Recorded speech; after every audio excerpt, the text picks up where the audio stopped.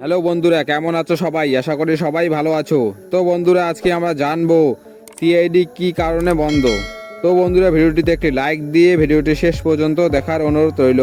টিপি সিরিয়ালের মধ্যে সবচেয়ে জনপ্রিয় টিপি সিরিয়াল হলো সিআইডি। সিআইডি 2018 সাল থেকে বন্ধ হয়ে যায়। আসলে 2016 সাল থেকে সোনি টিভি চ্যানেলের সাথে সিআইডির সমস্যা ছিল। তারপর থেকে এই সিরিয়ালটি 2 থেকে 3 মাস বন্ধ ছিল। প্রথমত সোনির চ্যানেলটি দশকা দম এবং ইন্ডিয়া আইডল মতো অনুষ্ঠানে টিআরডি বাড়ানোর জন্য সিআইডি বন্ধ করতে চেয়েছিল। আসলে সোনি টিভিতে সিআইডির টাইম পরিবর্তন করা হয় যাতে ইন্ডিয়ান আইডলে টিআরডি বাড়ানো যায়।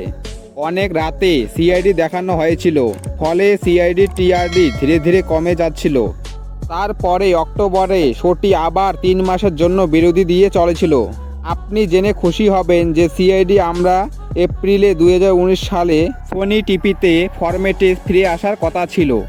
অনুষ্ঠানটির পরিচালক বিপি সিংয়ের কম বাজেটের কথায় মাথায় রেখে সিআইডি সিরিয়াল চালু করার কথা ছিল, কিন্তু পরবর্তীকালে সেটি সম্ভব হয়ে ওঠেনি, যার ফলে অফিসিয়ালিভাবে 2018 সালে সিআইডি সিরিয়ালটি বন্ধ করার নির্দেশ দেওয়া হয়। সিআইডি অভিনেতা দয়া বলেছেন, সিআইডি হলো একটি পরিবারের মতো, আমরা খুব মিস করব।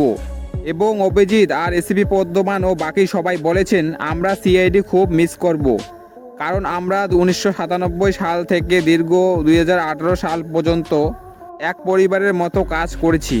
সিআইডি বন্ধ হয়ে যাওয়ার খবর শুনে সত্যি খুব খারাপ লাগছে। তো বন্ধুরা, এই ছিল আজকের ভিডিও।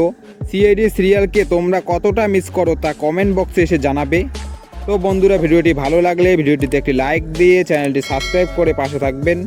দেখা হচ্ছে পরের ভিডিওয়। ভালো থাকবেন, সুস্থ থাকবেন, ধন্যবাদ।